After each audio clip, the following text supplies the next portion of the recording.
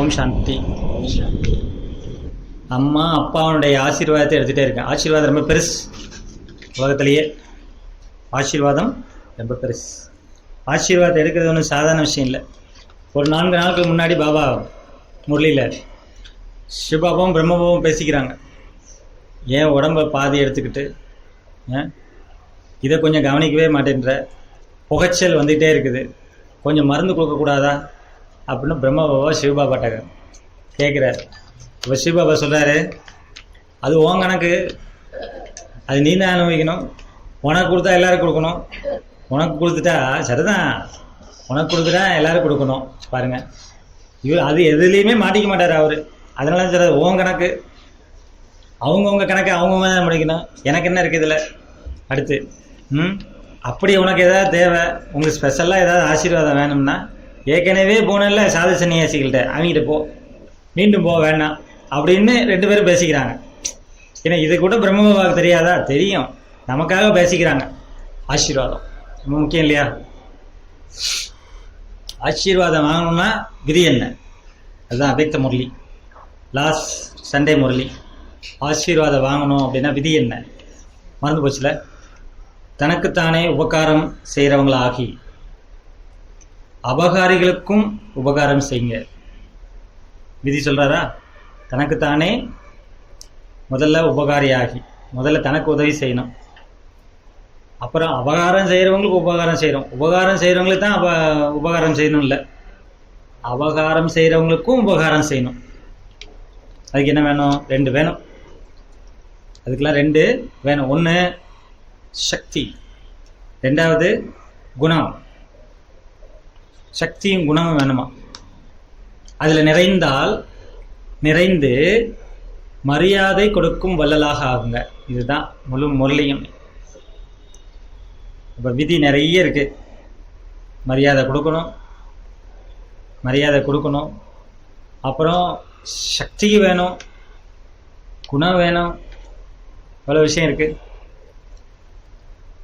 சும்மா சாதாரண விஷயம் கிடையாது. சும்மா ஆசீர்வாதம் கிடைச்சிடாது. ஆசீர்வாதம் உங்களை முன்னேற்றக்கூடிய மிகப்பெரிய லிஃப்ட்டு. லாஸ்ட் சண்டே சொல்கிறாரு, சத்தியதா அது உங்களை உயர்த்தக்கூடிய லிஃப்ட்டு. ஆசீர்வாதம் ஒன்று தான். ஆசீர்வாதம் மருந்து போல வேலை செய்யுமா, துவா தவா போல வேலை செய்யும். முரளியில் பாபா சொல்லியிருக்கிறார். சாதாரண விஷயம் கிடையாது ஆசீர்வாதம். ஆசீர்வாதம் வேணும்னா முதல்ல மரியாதை கொடுக்கணும். பாபா சொல்கிறாங்க, அன்பில் எல்லாருமே பாஸ், அன்பில் எல்லாருமே பாஸ். ஆனால் 2வது சப்ஜெக்ட் ஒன்று போடுறார் பாபா, சக்தி. 2 சப்ஜெக்ட் பார்க்குறார் பாபா. அன்புனா குணம், அடுத்த 2வது சக்தி. அன்பில் எல்லாருமே பாஸ். பரமாத்மாவுடைய அன்பு தான் நம்ம என்ன செய்யுது, நம்மளை அவர்கிட்ட கூட்டிகிட்டு வருது. அந்தளவுக்கு குழந்தைங்க பாபாவுடைய அன்பில் மூழ்கிறாங்க. இது கல்பத்துக்கான விஷயம். ஆத்மா பரமாத்மாவுக்கான அன்பு, பரமாத்மா அன்பு ஹையஸ்ட். எதையும் எதிர்பாராத அன்பு. ஆத்மா கூட எதிர்பார்த்துடும், பரமாத்மா எதிர்பார்க்காம கொடுக்குறாரு, வாங்குறாரு, அனுபவிக்கிறாரு. அவருடைய அன்புல எந்த கணக்குமே உருவாகாது. கிளியரான அன்பு, அழிவற்ற அன்பு. அது ஒரு ஆனந்தமயமான ஊஞ்சல். அதுதான் பரமாத்மாவுடைய அன்பு. அந்த அன்பு தான் என்னன்னா, அன்பு இருக்குன்னா 2 லாபம் இருக்கு. ஒன்று அந்த பரமாத்மாவுடைய அன்பு தான் நம்மளை இந்த தேக சம்பந்தங்கள்லேருந்து விடுவிக்குதான். பரமாத்மாவுடைய அன்பு தேக சம்பந்தங்கள்லேருந்து நம்மளை விடுவிக்குது. 2வது மாயா ஜீத் ஆகாக்குறது. தேகத்திலிருந்து விடுபடுறது தான் மாயா ஜீத். தன்னை தேகன்னு நினைக்கிறது தான் மாயா. உலகத்தில் இன்னைக்கு என்ன தேவையோ, ஒரு பொன் பொருள் சொத்து, இன்னைக்கு தேவையானது நிறைய, எல்லாருக்கும் தேவை. அதை அடையிறதுக்கு நிறைய ட்ரைனிங்லாம் கொடுக்குறாங்க. நிறைய ட்ரைனிங். எல்லாத்துக்கும் பேசிக் ட்ரைனிங் எது தெரியுமா? தன்னை ஆத்மான்னு நினைக்கிறேன். நான் 2-3 ட்ரைனிங் கேட்டு பார்த்தேன். ஃபைனலாக எங்கே வராங்க? அங்கே வராங்க.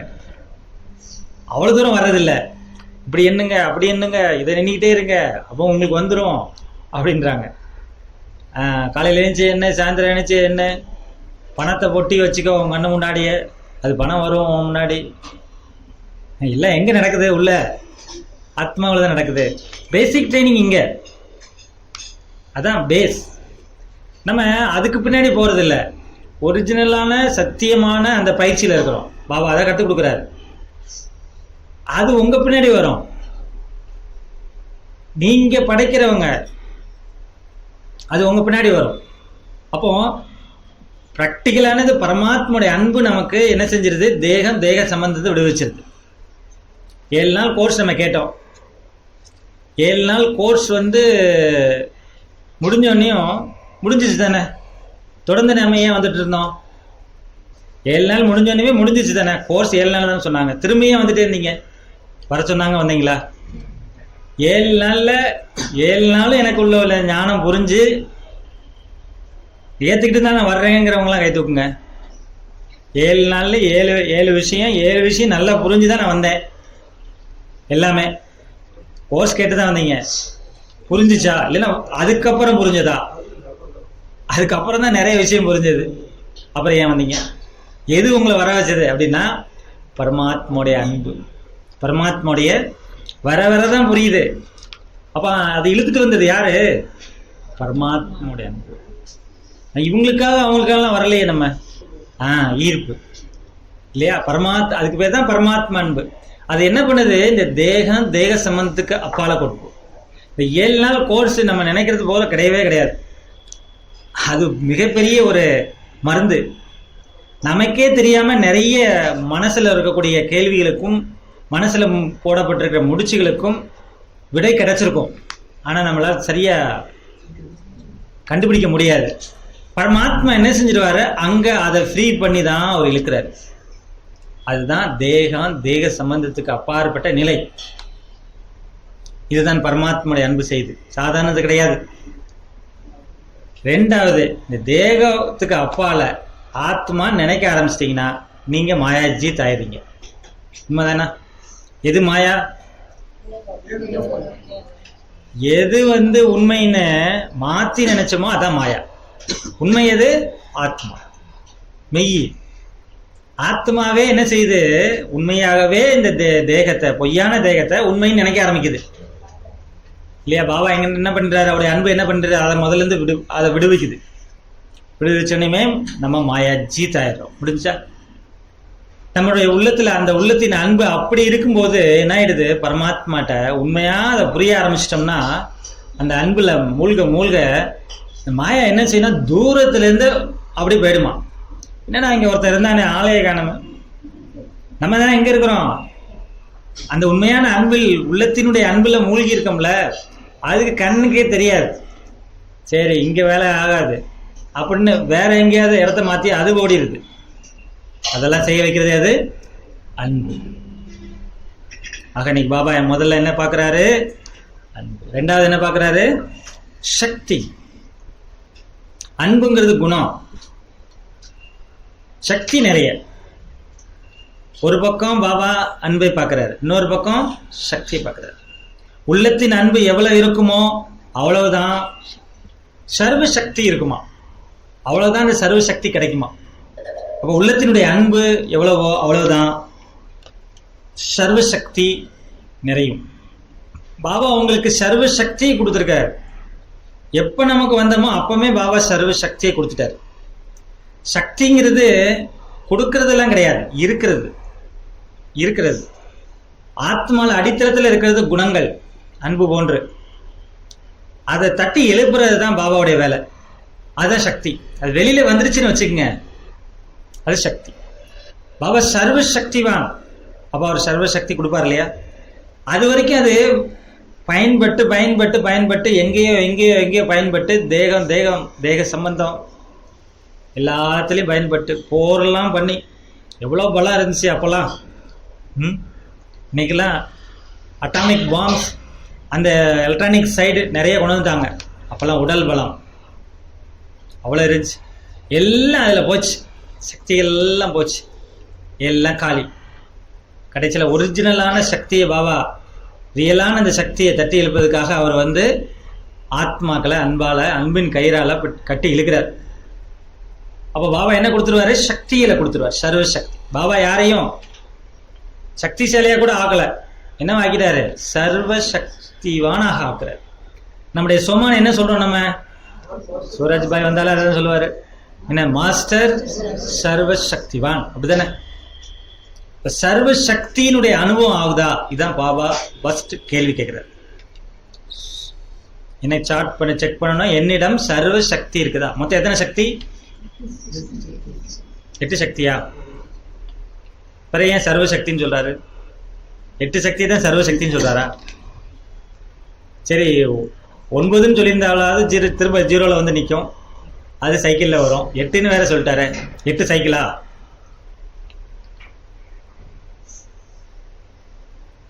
வாழ்க்கையை 8 8 பிரிச்சுக்கணும் அப்படின்னா ஒரு 3 8 வருது அப்படின்றீங்களா? ஒரு நாளைக்கு 8 மணி நேரம்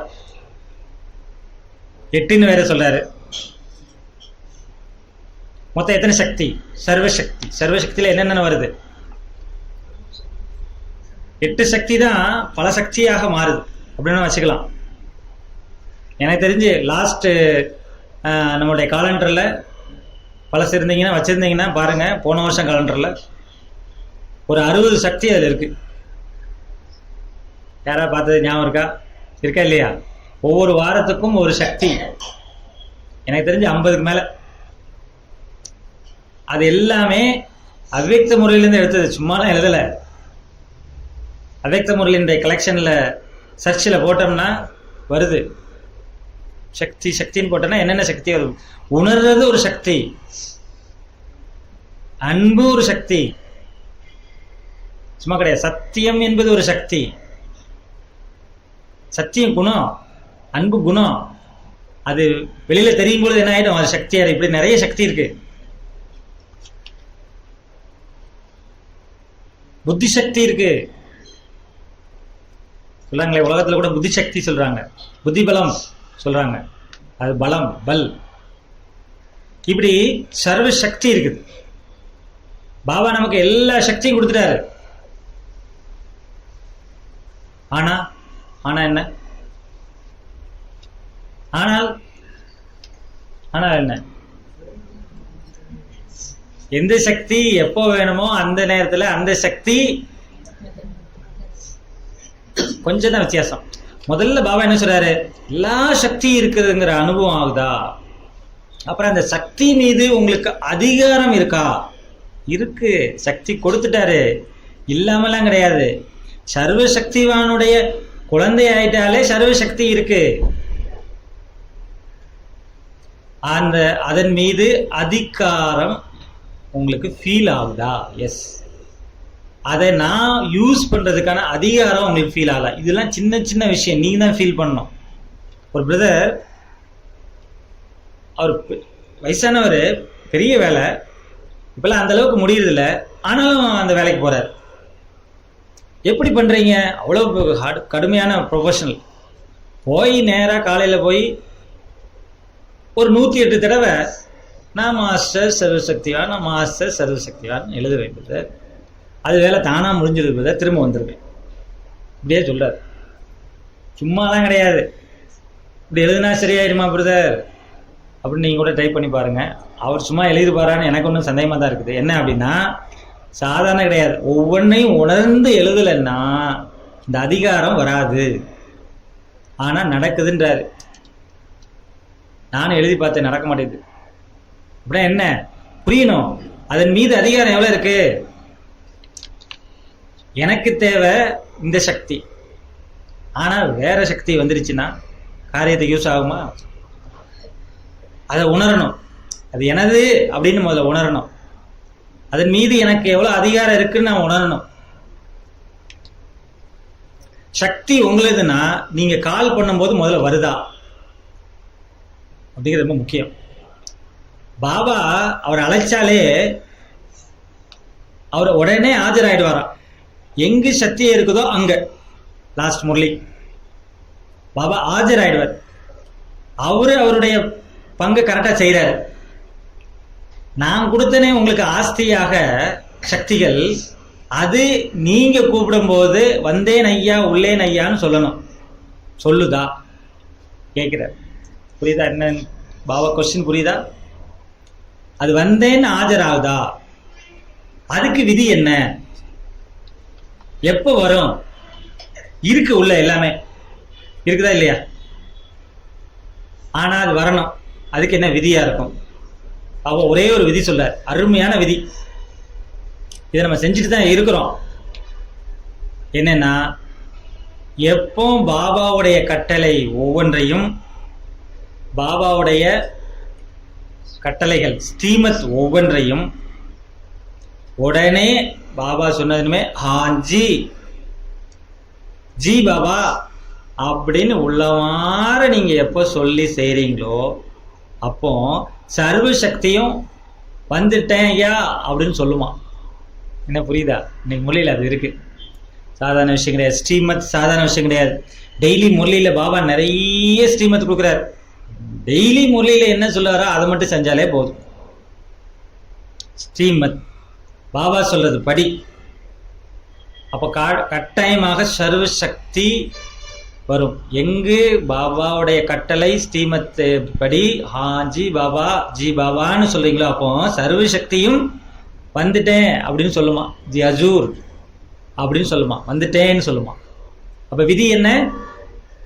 ஆங்யா காரிய ஆகணும். பாபாவுடைய ஸ்ரீமத் படி கட்டளைப்படி நம்ம நடக்க ஆரம்பிக்கணும். ஆட்டோமேட்டிக்கா வந்துடும். நீங்க எல்லாமே பாபாவுடைய கட்டளைப்படி நடக்கிறவங்க தானே? யாருடைய கட்டளை? மனுஷ கட்டளையா? இல்லையே. அரச கட்டளையா? இல்லையே. ஈஸ்வரிய கட்டளை. சாதாரணதா? ஒருவேளை நீங்க அப்பப்போ பாபாவுடைய கட்டளையை பின்பற்றீங்க அப்பப்போ அப்படின்னா அந்த சக்தி என்ன செய்யும்? அப்பப்போ வரும். அப்பப்பதான் வரும். அப்படித்தானே? சில நேரத்தில் அனுபவம் ஆகுதுன்னா என்ன அர்த்தம்? பாபாவுடைய கட்டளை எங்கேயோ மிஸ் ஆகுது, ஸ்ரீமத் எங்கேயோ மிஸ் ஆகுது அப்படிதான் அர்த்தமா. சந்தேகமே இல்லை.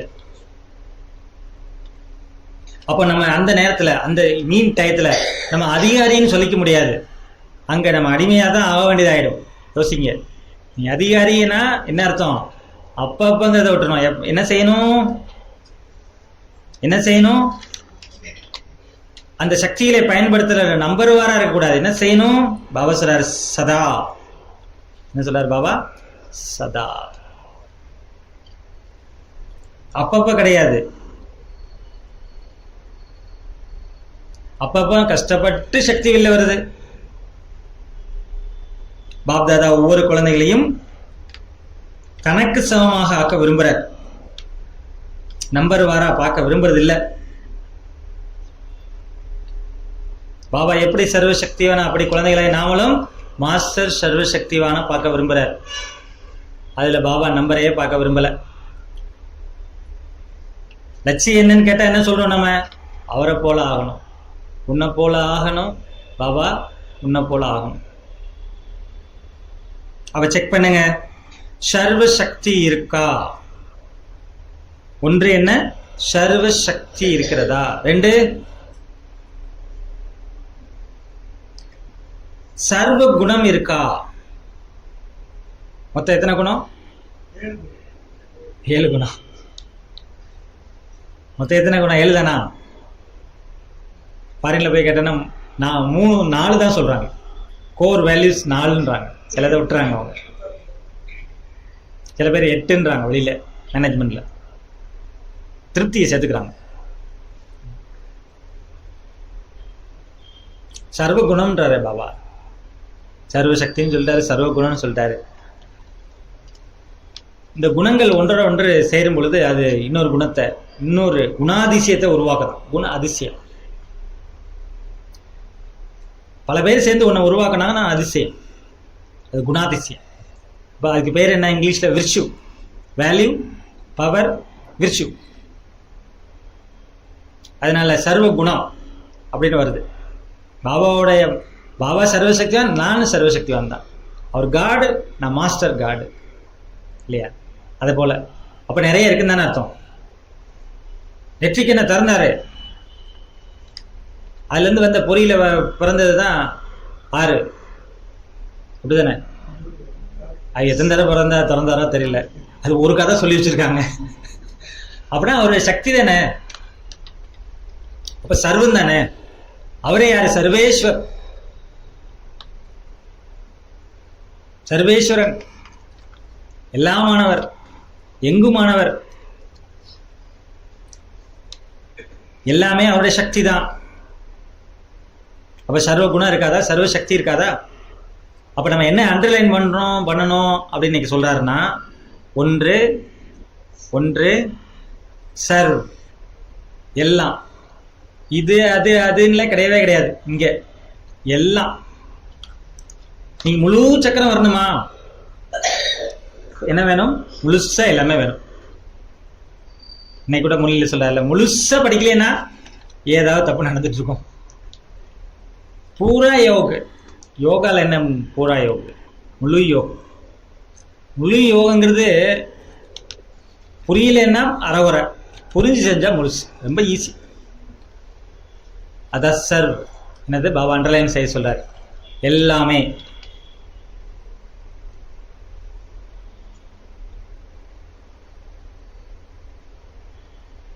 அப்புறம் இன்னொன்னு சொல்றாரு, பாப் சமான் ஸ்திதி இருக்கா. அடுத்து அண்டர்லைன் பண்ண வேண்டியது சர்வகுணம், சர்வசக்தி. அடுத்து பாபாக்கு சமான ஸ்திதி.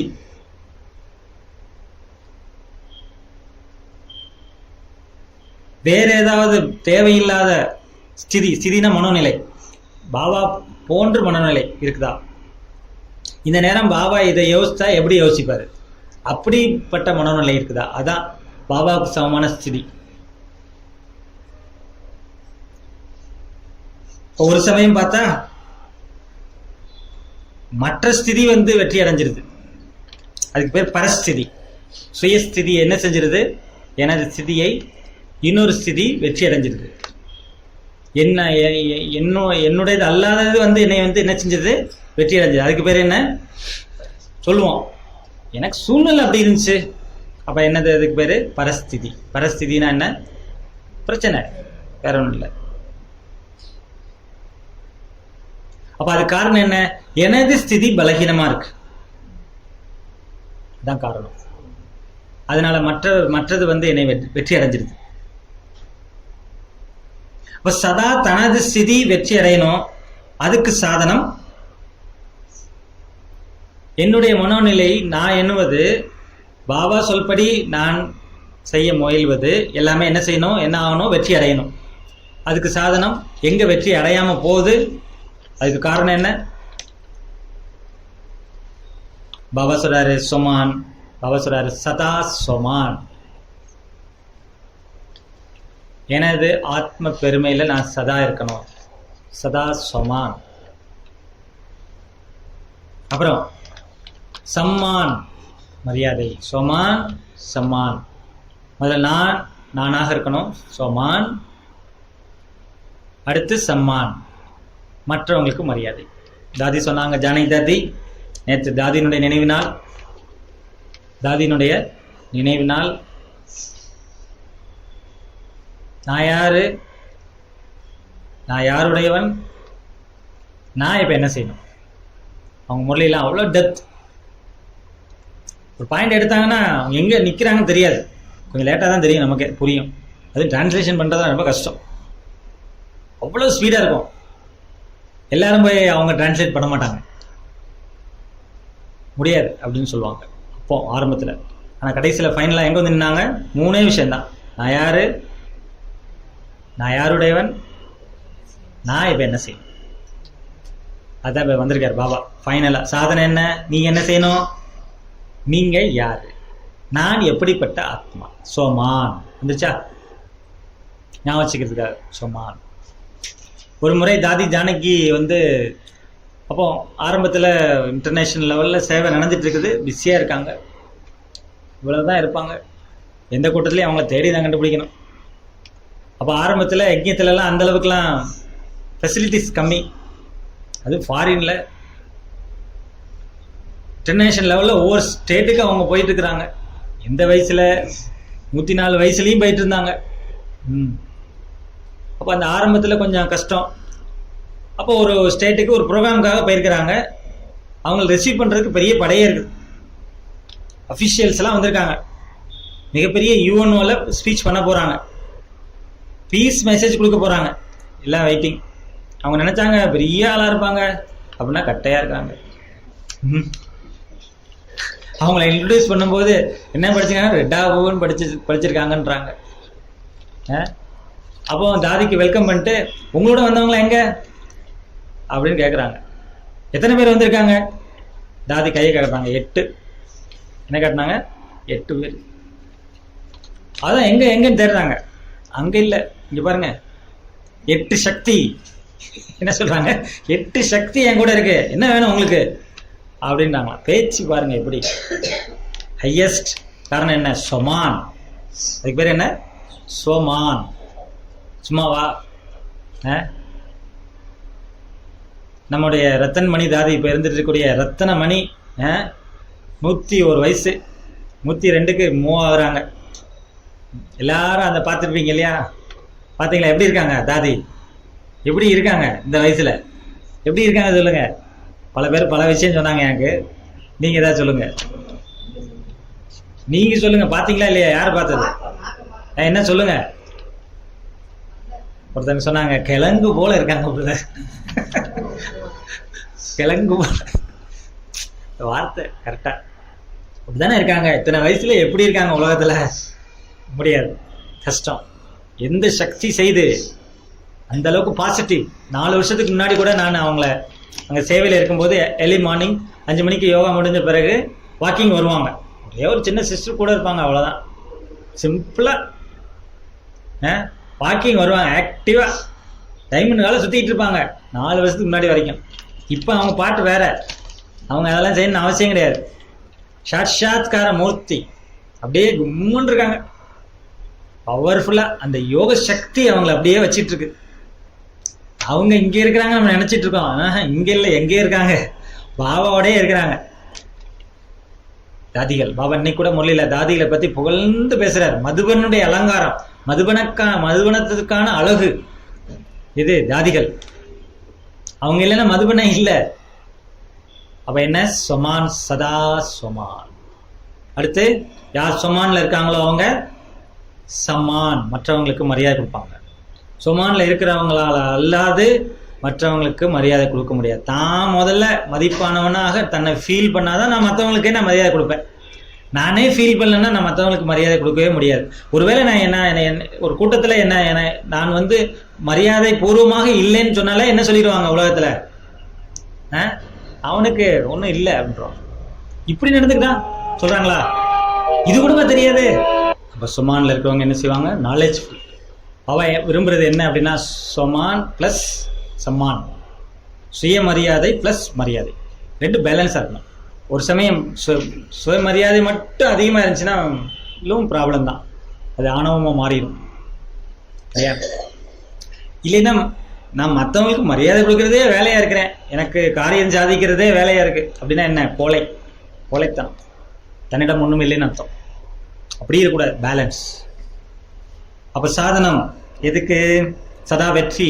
என்னுடைய சர்வ சக்தி, சர்வ குணம், சர்வ ஸ்திதி எல்லாத்தையும் வச்சு நான் வெற்றி அடையணும்னா மிக ஈஸியான சாதனம். நீங்கள் உங்களுடைய சுய பெருமையில் இருக்கணும், ப்ளஸ் மற்றவங்களுக்கு மரியாதை கொடுக்கணும். என்னது மரியாதை கொடுக்கணுமா? குறைஞ்சிருமே எனக்கு மரியாதை, எனக்கு குறைஞ்சிருமே. மரியாதை மட்டும் கொடுத்தீங்கன்னா குறையவே குறையாது. கொடுக்கறது இல்லை.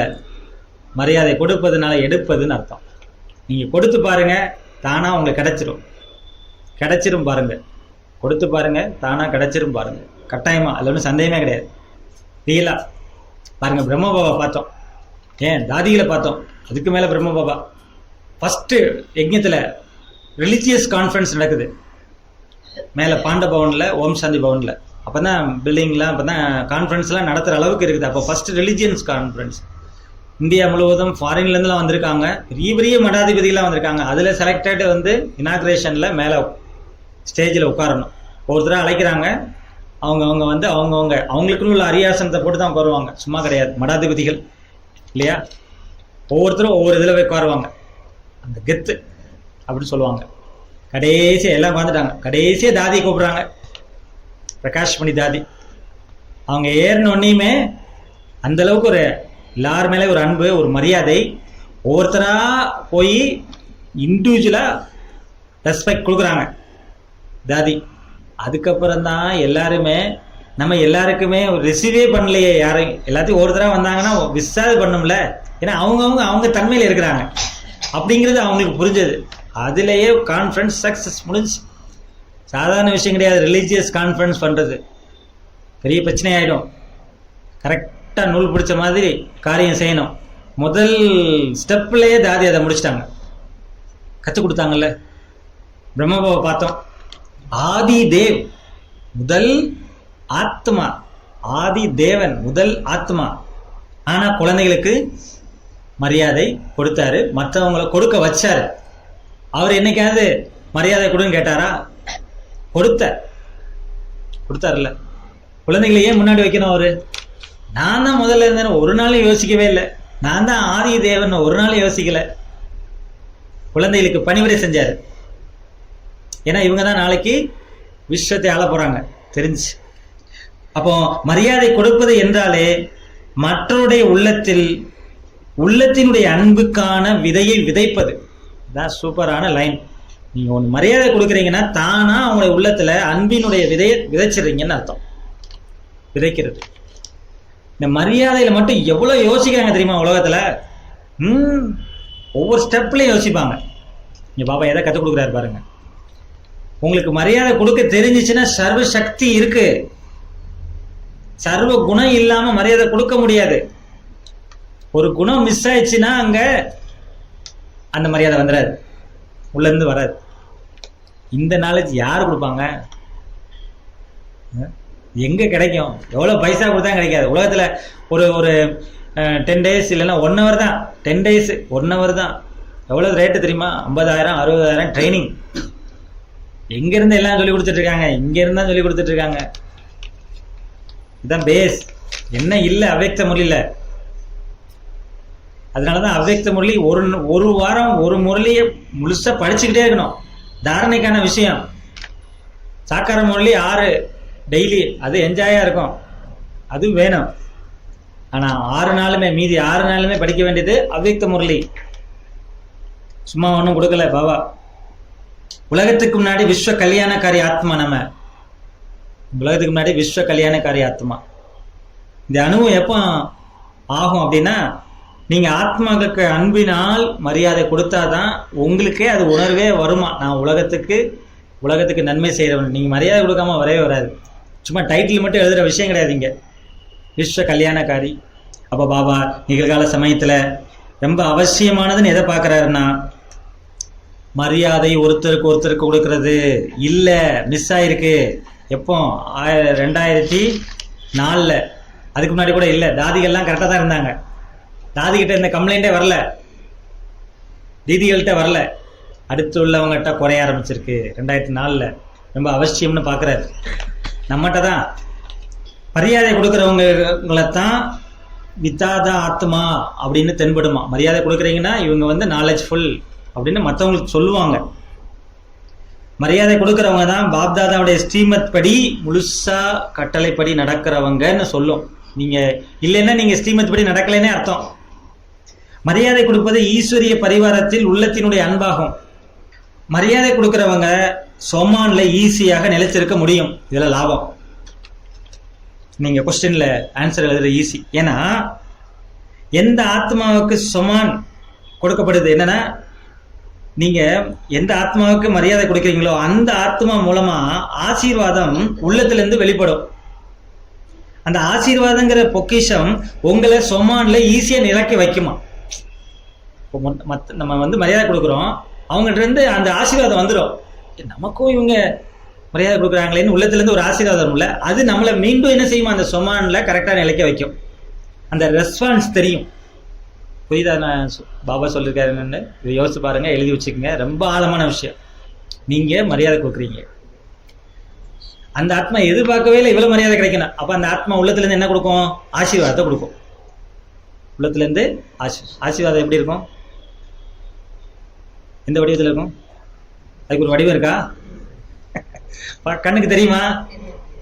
அந்த உணர்வு தெரியும் உங்களுக்கு, இந்த குஷி தெரியும், இந்த முகத்துல தெரியலாம். அட்லீஸ்ட் முகத்துல தான் தெரியும். அதுவும் கூட அந்த ஆசீர்வாதம் பிறக்கிறது என்ன செய்யும்? பரவாயில்ல, இவ்வளவு நம்ம சொல்லத ஃபீல் பண்றாங்களே, என்ஜாய் பண்றாங்களேன்னு நமக்கு சுகமான வந்துருமா?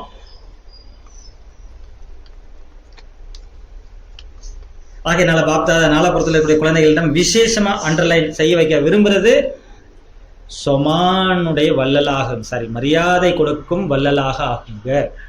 இதான் பாபா விரும்புறார். ஒருவேளை சகஜமா சர்வ குணமும் நிறைஞ்சவங்கள ஆகணும்னு நீங்க விரும்புனீங்களா? நேத்தா முந்தா நேத்தா பாபா சொல்றாரு, நீங்க கிருஷ்ணர் போல குழந்தை வேணும், கிருஷ்ணர் போல நாயகம் வேணும்னு இல்லை. நீங்க சத்தியத்துக்கு போனீங்கன்னா உங்களுக்கு சர்வ குணம், எல்லா மனுஷங்களும் எப்படி இருப்பாங்க உங்க முன்னாடி? சர்வ குணமும் சர்வ கலையும் நிறைஞ்சவங்களா இருப்பாங்க. அதை ஆக்குறது நானு சொல்றாரு பாபா. அப்படி எல்லா விதமான சர்வ குணமும் சகஜமா உங்களுக்கு நீங்க நிறைஞ்சவங்கள ஆகணும் விரும்புறீங்களா? மரியாதை கொடுக்கும் வள்ளலாக ஆகுங்க. அப்புறம் உங்களோட டைட்டிலே என்னன்னா சர்வ உபகாரி, அனைவருக்கும் நன்மை செய்யறவங்க, அபகாரிக்கும் உபகாரம் செய்யறவங்க உங்க டைட்டில். அதுதான் மரியாதை. பாபா லாஸ்ட் சீசன் மொழியில கடைசியில சொன்னாரு, நீங்க யாரை பார்த்தா எப்படி பார்க்கணும்? ஆத்மா. அவங்களுடைய ஒரிஜினல் நிஜ சன்ஸ்காரம் தான் உங்களுக்கு தெரியணும். ஆத்மா பார்க்கணும், ஆட்டோமேட்டிக்காவே என்ன தெரிஞ்சிடும்? அவங்களுடைய ஒரிஜினல் நிஜ சன்ஸ்காரம் தெரிஞ்சிடும். எல்லாருக்குள்ளேயும் நிஜ சன்ஸ்காரம் என்ன? பியூர், கிளியரா இருக்கு, எல்லா குணமும் இருக்கு அவங்ககிட்ட. இப்ப டிராமா ஆன்சர் வரல, இப்ப அவங்க அப்படி இருக்கா நம்ம பார்க்க கூடாது. ஒரிஜினல் சன்ஸ்காரத்தை பார்க்கணுமா? எத்தனையோ விஷயம் இருக்குது. சுரஜ்பாய் நிறைய சொல்றாரு, நம்ம முயற்சி பண்றோம், அதுக்கெல்லாம் முயற்சி பண்றோம். எல்லா முயற்சியும் ஈஸியா இருக்கணுமா? ஒரே விதி, மரியாதை மட்டும் கொடுங்க, உங்களை எல்லா முயற்சியுமே ஈஸி ஆயிடும் பாபா அவ்யக்தமில்ல சொல்றாரு. புரியுதா? அதனால மிக முக்கியமான பாயிண்ட் என்ன? தீவிர புருஷார்த்தத்துல மிக முக்கியமான விஷயம் மரியாதை கொடுப்பது, சொமானில் இருப்பது. பாபா கூட ட்ரில் சொல்றாரு, ஒரு செகண்ட், ஒரு நிமிஷம் கூட கிடையாது, ஒரு செகண்ட் என்ன செய்யணுமா? நான் பரிஸ்தா. பரிஸ்தான் என்ன? நான் எல்லாமே நிறைந்த நிலை, அதான் பரிஸ்தா. பரிஸ்தான் என்ன?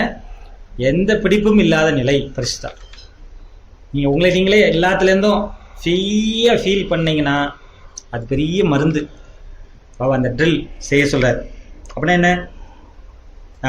நான் ஆத்மா பரிஸ்தா, இந்த பழைய தேகம், பழைய உலகம், பழைய தேக சன்ஸ்காரத்திலிருந்து விடுபட்ட பரிஸ்தா ஆத்மா அப்படின்னு ஃபீல் பண்ணுங்க.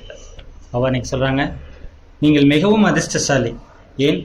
நீங்கள் எல்லாமே ரொம்ப லக்கி. ஒய்யே வரதில்லை, அதனால லக்கி. ஏனென்றால் நம்ம எல்லாமே லக்கி. ஏன்? பாபாவின் நினைவே தவிர வேறு எந்த விதமான கவலையும் இல்லை. நமக்கு இருக்கிற ஒரே கவலை என்ன அப்படின்னா பாபா நினைக்கணும், பாபா நினைக்கணும். தாதி சொல்றாங்க, ஜானகி தாதி, அருமையான வரி, மகிழ்ச்சி போன்ற ஒரு மருந்து இல்லை, எப்பவுமே ஹாப்பியா இருப்பாங்க. கவலை போன்ற ஒரு விஷம் இல்லை. கவலை பெரிய விஷம். ஆனா நமக்கு ஒரு கவலை இருக்கு. என்ன கவலை? பாபாவின் நினைவை தவிர வேற எந்த கவலை இல்லை. இந்த கவலை விஷமா? இது அந்த மருந்துக்கே மருந்து, அந்த மருந்துக்கே விருந்து. நினைவு. நீங்க ஒரு விதத்துல லக்கி தான், உங்களுக்கு வேற வேலையே இல்லை. என்ன? பாபாவை நினைக்கிறத தவிர வேற வேலை இல்லை, வேற கவலையும் இல்லை. ஆனா இவருக்கு பாருங்க, முழு யஜ்யமும் கையில இருக்குது. ஆனா இவருக்கு நிறைய எண்ணம் ஓடுதான். இன்னைக்கு பாபா டைட்டிலே சொல்றாரு, எல்லாமே சேவா. ஒரு நாளைக்கு நம்ம பாபா எவ்வளோ நினைக்கிறோம் கணக்கு பண்ணியிருக்கீங்களா? பாபா அடிக்கடி சொல்றாரு, சார்ட்ஸ் செக் பண்ணுங்க அப்படின்ட்டு. எவ்வளோ நினைக்கிறீங்க? முதல்ல சார்ட் எப்படி எழுதுறது அப்படின்னா அதுக்கு விதி இருக்கு. அதான் இந்த சேவா. ஏன் இவர் நம்பர் 1 ஆனாரு அப்படின்னா, இவர் அவரை நினைக்கல, அவரு இவரை நினைச்சிருக்காரு. அதான் சேவா. இவரை பத்தி சொல்லாரு பாருங்க, இவருக்கு என்ன ஓடிக்கிட்டே இருக்கு. யஜ்யம் இல்லையா, எவ்வளவு பெரிய யஜ்யம், 350 தாதிகள், 350 விஸ்வ மகாராஜாக்கள், பேஸ் போடணும், பைசா வேற காலி ஆகிட்டே இருக்கு. பாகிஸ்தான்லேருந்து இந்தியாவுக்கு மாறணும், அங்கே ஒருத்தர் கூட சப்போர்ட் கிடையாது. ஆரம்பத்தில் ஒருத்தர் கூட சப்போர்ட் கிடையாது. சப்போர்ட்டாக இருந்தால் தான் ஏன் விட்டுட்டு வரணும், யார்கிட்ட கொடுத்துட்டு வந்திருக்கலாம்ல. எல்லாத்தையும் விட்டுட்டு தான் வர்ற மாதிரி ஆயிடுச்சு. யோசிச்சு பார்க்கணும், ஒருத்தர் கூட கிடையாது. எப்படி முடியும்? எவ்வளோ பெரிய புரட்சி, ஒரு புது கம்யூனிட்டியை உருவாக்கியிருக்காரு வேர்ல்டு வைட். இப்போ வரைக்கும் நடந்துகிட்டே இருக்கு. சாதாரண வேலையா? அப்போ அவருக்கு என்ன ஓடாதா? இதை யார் சொல்கிறாங்க? சிவபாபா சொல்கிறார். எவ்வளோ பெரிய விஷயம். அடுத்த கேள்வி, பாபாட்ட முதல் தரமான குழந்தைகள் யாரோ, அவருடைய அடையாளம் என்ன? எல்லாரும் பாபாவுடைய குழந்தை தான். வீட்டில் எத்தனை குழந்தை இருந்தாலும் சரி தான், ஒரு குழந்தை என்ன செய்வாங்க? ஸ்பெஷல்னு சொல்லுவாங்க. அதை போல் முதல் தரமான குழந்தைகளுடைய அடையாளம் என்ன? என்னவா இருக்கும்? அவர்கள் அனைவருடைய புத்தி யோகத்தை ஒரு தந்தையுடன் இணைத்து கொண்டே இருப்பார்கள். தான் இணைச்சாதான் முதல்ல மற்றவங்களுடைய புத்தி யோகத்தை இணைக்க முடியும். எல்லாருடைய புத்தி யோகத்தையும் தந்தையோட இணைச்சிட்டே இருப்பாங்க. பாபா நினைவிருக்கா, பாபா நினைவிருக்கா. ஆரம்பத்துலலாம் அந்த பேட்ஜ்லேயே சிவபாபா யாத் ஹே அப்படின்னு இருக்கும். இப்போ ஓம் சாந்தின்னு சிவபாபா நினைவிருக்கா. அவங்க சர்வீஸபிளாக இருப்பாங்க.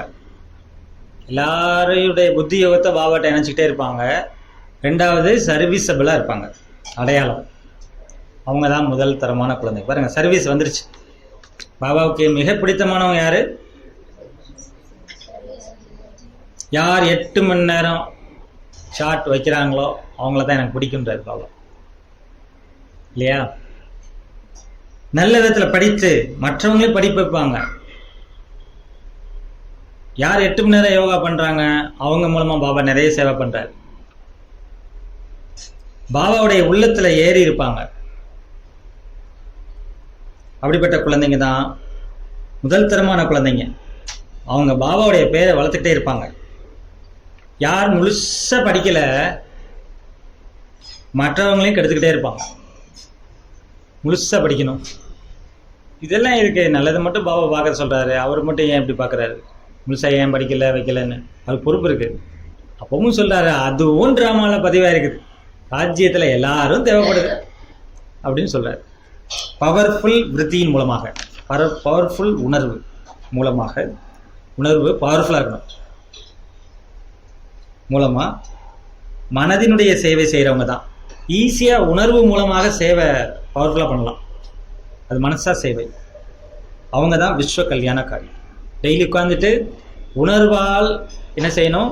எல்லாரும் நல்லா இருக்கணும். அந்த கல்ப விருட்சத்தின் மரத்துல விதையில விதையாக நான் இருக்கிறேன். விதை எங்க இருக்கு? கல்ப விருட்சத்துல மேல இருக்குது. அதன் கீழே இருக்கக்கூடிய முழு உலகத்துக்கும் நான் என்ன செஞ்சுட்டே இருக்கிறேன்? நல்ல நல்ல சக்திகளையும் குணங்களையும் பாஸ் பண்ணிட்டே இருக்கிறேன். கடைசி அமிர்த வேலையில காமன் நேரம் இதை செய்யணும். எப்போ இந்த உலகத்துல என்ன பிரச்சனை ஆக போகுது தெரியாதான்.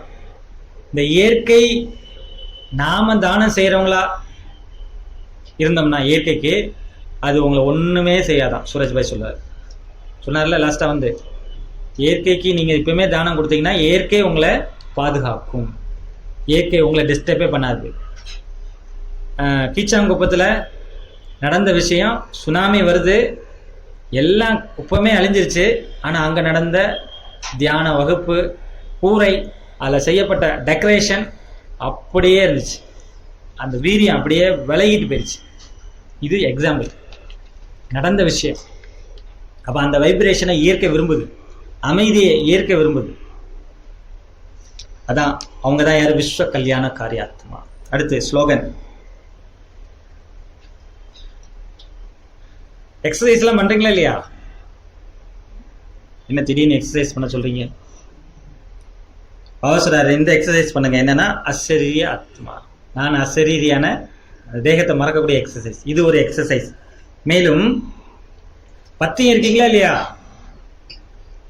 என்ன பத்தி இருக்கணும்? வீணான எண்ணங்கள் என்ற உணவைக்கான பத்தியம் இருந்தீங்கன்னா லாபம் என்ன? தன்னை ஆரோக்கியமாக ஆக்கிக்கலாம். டாக்டர்கிட்ட போனீங்கன்னா அந்த மருந்து இந்த மருந்து, தெரப்பிக்கு போனா அந்த எக்ஸசைஸ் இந்த எக்ஸசைஸ், அந்த யோகா. இங்க என்ன சொல்றாரு பாபா? அசரீரி எக்ஸசைஸ். ரெண்டாவது என்ன? பத்தியம்.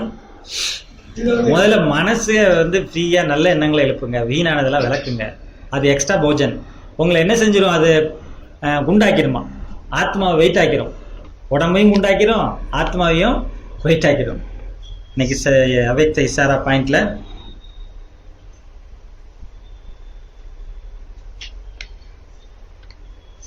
உங்களுடைய பேசக்கூடிய முறை, அதற்கான தன்மையெல்லாம் புதிதாக ஆக்குங்க. உலக அமைதிக்கான ஸ்பீச் எல்லாம் பண்றீங்க, அதெல்லாம் நிறைய செஞ்சிட்டீங்க. ஆனா ஆத்மீக ஞானம் சக்தி என்ன, அந்த அதுக்கு சோர்ஸ் யாரு? ஆத்மீக ஞானம் சக்தி, அதுக்கான சோர்ஸ் யாரு? இந்த சத்தியத்தை நேர்மையாக உறுதி செய்யுங்க. பரமாத்மா சத்தியம், அவர்கிட்ட தான் அந்த சோர்ஸ் இருக்குது. அந்த சோர்ஸை நீங்க நேரடியாக ஓப்பனா சொல்லுங்க, நேர்மையாக உறுதி செய்யுங்க. நீங்க இவங்க என்னமோ நினைச்சிருவாங்களோ, அவங்க எதுவும் நினைச்சிருவாங்களோ, வேண்டாம். ஸ்ரீம் பகவான் சிவா அவர் தான் ஞானக்கடல், அவர் தான் சக்தி கடல். ஓப்பனா சொல்லுங்க, அதான் சத்தியம். யாருக்காகவும் யோசிக்க வேண்டாம். எங்க சத்தியம் இருக்கோ அங்க பயம் இருக்காது. சத்தியம் நிரூபிக்கப்பட முடியலன்னு வருத்தப்பட வேண்டியதில்லை. அது ஒரு நாள் நிரூபிக்கப்படும். அதுக்கு ஒரு நேரம் வரும். எல்லா இடத்துலையும் சத்தியம் வெளில வந்துடாது. எவ்வளவு அருமையான பாயிண்ட்ஸ்லாம் வந்திருக்கு. அப்பதான் புரிஞ்சுக்குவாங்க பகவானுடைய காரியம் நடந்து கொண்டு இருக்கிறது. நீங்க சொன்னதே சொல்லுங்க, சத்தியம் ஏதோ அதை மட்டும் சொல்லுங்க. அவங்களுக்கா இவங்க மாற்றி சொல்ல வேண்டிய வேலையே வேண்டாம். இல்லைன்னா சப்ஜெக்டை அவர் அழகா பொரியல் தால்சம்லாம் போட்டு நாங்கள் கொடுத்துருவோம் அப்படிலாம் கஷ்டப்படாதீங்க. அது கஷ்டப்படுறது. டைரக்டா சொல்லுங்க, ராஜ் யோக். சிஎம் பகவானை மனசால் நினைக்கிறது ராஜ் யோக். முடிச்சா எல்லாரும் ஒன்னா ஒரே விஷயத்த ஒரே மாதிரியே சொல்லிக்கிட்டே இருந்தேன்னு வச்சுக்கோங்க, ஒரு நாள் மக்களுக்கு கண்ணு திறக்குமா திறக்காதான்? அதான் சத்தியம். அப்போ புரிஞ்சுக்குவாங்க பகவானுடைய காரியம். ஏன் இத்தனை பேர் ஒரே மாதிரி பேசிட்டு இருக்காங்கன்னா அது பெரிய பலம். அப்துல் கலாம் அதான் சொன்னாரு, இந்த இன்ஸ்டிடியூஷனை யாராலுமே தடை பண்ண முடியாதுங்க. காரணம் சொன்னார், நான் ஞானசரோவரில் தங்கி இருக்கும்போது இங்க இருக்கிற ஸ்டூடெண்ட்ஸ் தான் அதிகாலையில் பேசியிருக்காரு. அங்க சில கேள்விகள் கேட்டிருக்காரு ஒரு 10 பேர்கிட்ட. அடுத்து சீஃப் ஆஃப் பிரம்மகுமாரிஸ்ட போய் அதே கேள்வியை கேட்டிருக்காரு. எனக்கு ஆன்சர் கிடைச்சது ஒரே ஆன்சர். அதனாலதான் சொல்றேன், இது பகவானுடைய காரியம், இதை யாராலுமே ஸ்டாப் பண்ண முடியாது. இது போய்கிட்டே தான் இருக்கும். இது அப்துல் கலாம் சொன்னது. காரணம் என்ன? சத்தியம், ஒரே விஷயம். அப்படி ஒரு லேண்டை நம்ம ப்ரிப்பேர் பண்ணணும். Time being father source son. அப்போ பாபா நம் மூலமாக வெளிப்படுவார், நாம் பாபா வெளிப்படுத்துவோம். அப்பமே பாபாவுடைய கொடி உலகங்களும் பரப்பும்.